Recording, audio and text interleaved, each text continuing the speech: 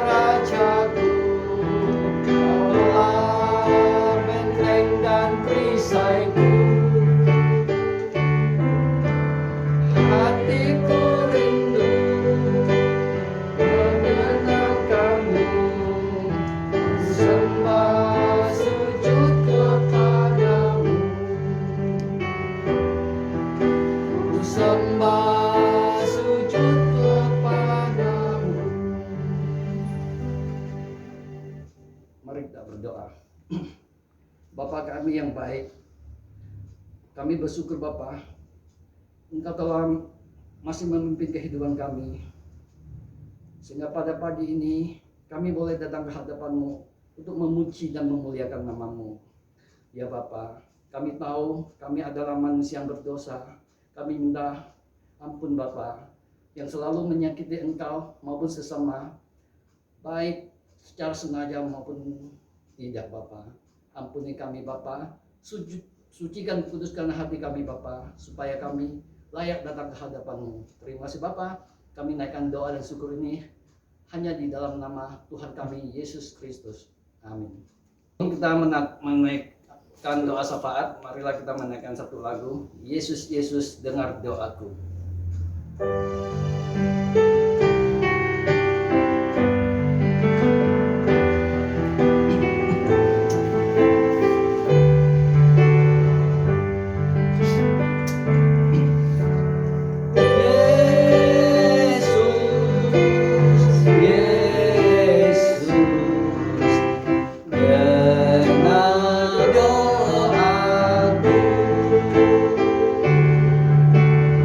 Jangan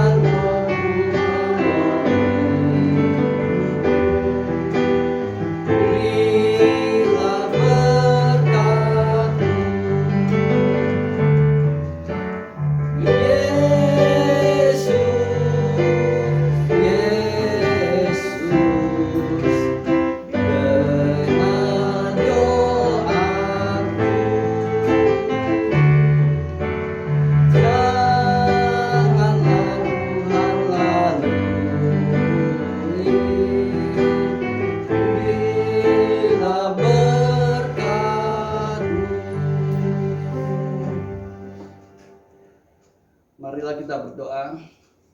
Pertama kita berdoa untuk beberapa jemaat kita yang mengalami masalah ekonomi, masalah kesehatan maupun masalah keluarga.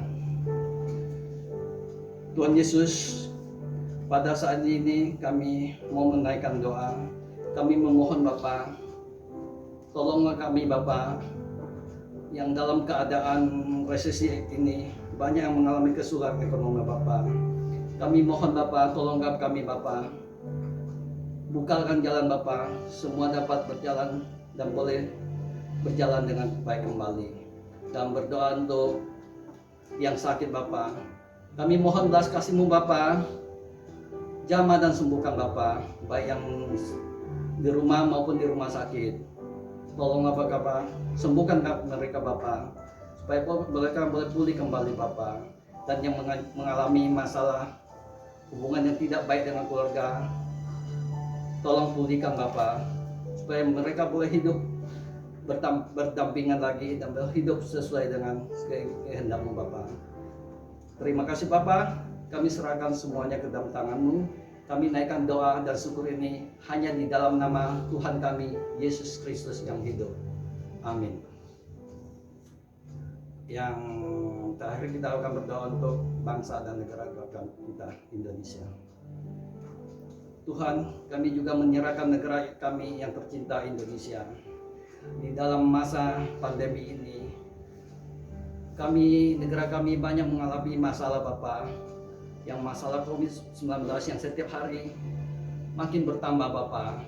Tolonglah Bapa, tolonglah kami Bapa, supaya pemimpin kami dapat mengatasi dengan baik Bapa.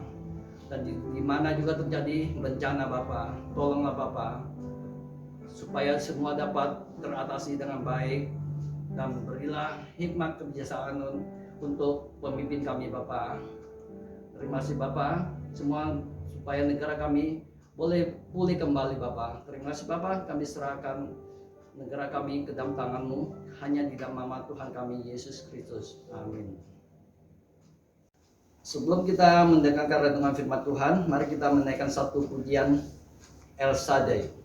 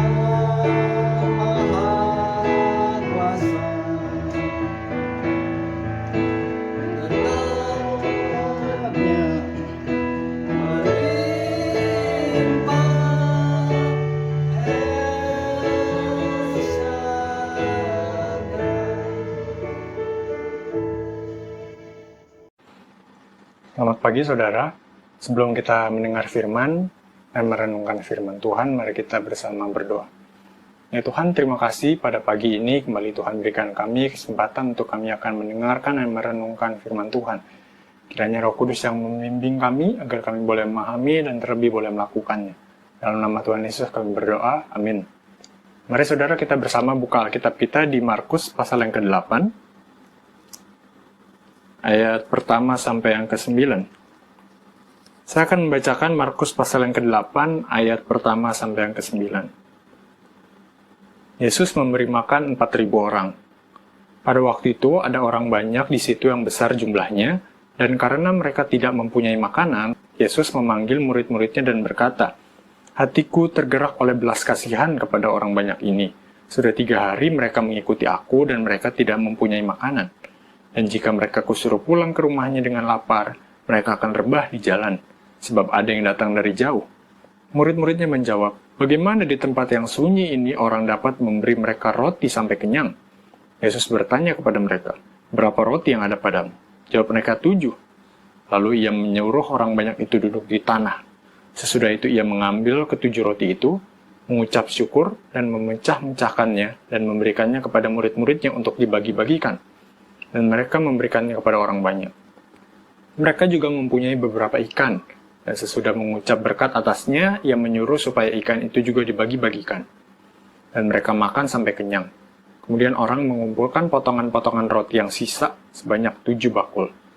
Mereka itu ada kira-kira 4.000 orang. Lalu Yesus menyuruh mereka pulang. Demikianlah firman Tuhan, berbahagialah setiap kita yang membaca, mendengar, dan melakukan firman Tuhan dalam hidup kita. Saudara, pada tahun 2020 lalu, ada seorang dokter yang namanya dikenal karena perjuangannya untuk menolong para pasien COVID. Nama dokter itu adalah Michael Robert Marampe, saudara. Mungkin beberapa di antara kita sudah ada yang pernah mengenal, atau pernah tahu, atau pernah dengar namanya ya.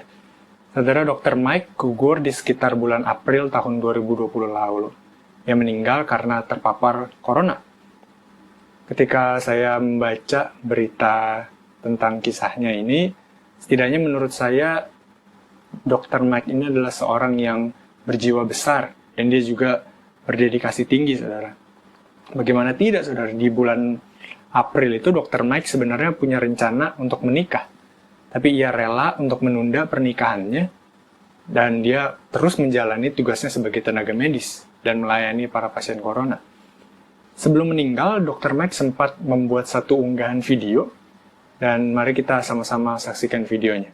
Saya Dr. Michael Robert Marampe. Saya menjadi salah satu korban dari COVID-19. Buat saya, menjadi seorang dokter itu adalah suatu kebanggaan tersendiri. Tetap bisa melayani pasien, bisa membantu banyak orang, dan tidak ada penyesalan sedikit pun. Saudara, bagi Dr. Mike, menjadi dokter adalah suatu kebanggaan. Karena apa? Karena ia bisa menolong banyak orang. Saudara, bukankah kisah seperti ini membuat kita terharu? Tidakkah kita heran ketika kita mendengar kisah seseorang yang rela berkorban? Dan berkorban bukan buat kepentingan sendiri, melainkan berkorban untuk kepentingan orang lain.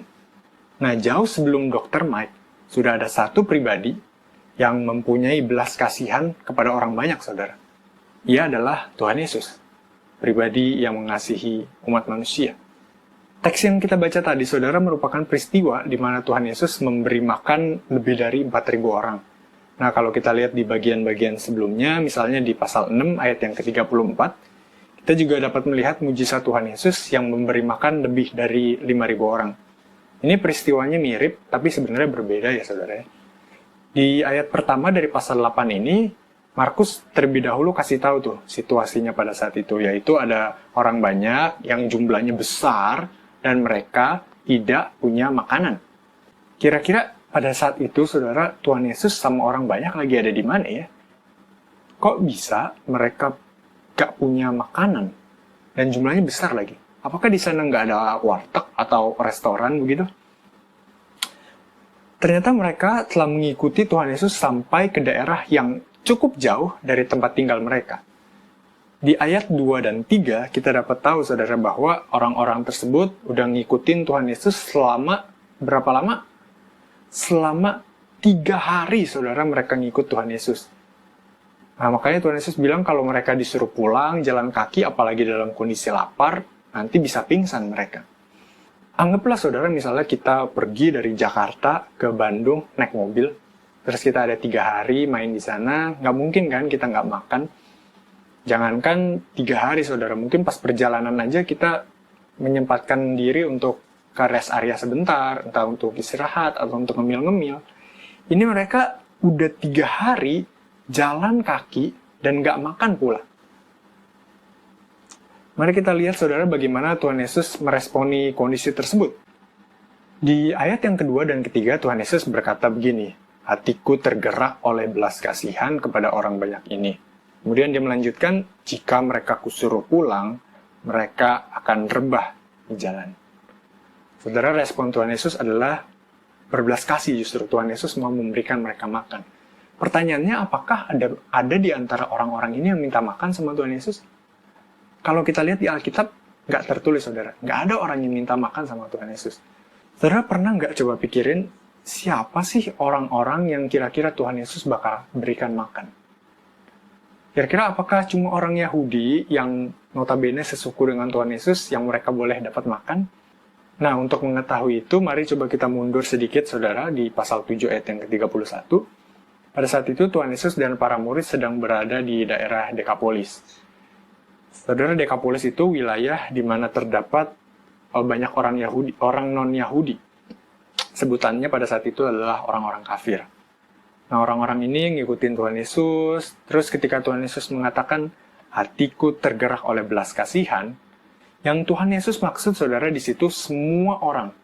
Belas kasihannya itu tertuju kepada semua orang. Tuhan Yesus nggak bilang, hatiku tergerak oleh belas kasihan kepada orang-orang Yahudi. Yang bukan Yahudi minggir ya, hatiku nggak berbelas kasihan kepada kalian. Tuhan Yesus nggak bilang begitu, saudara.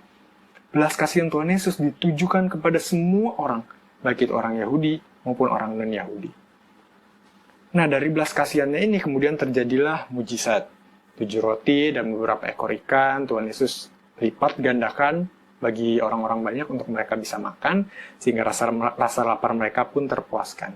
Dan setelah kenyang, setelah selesai makan, Tuhan Yesus akhirnya menyuruh mereka untuk pulang.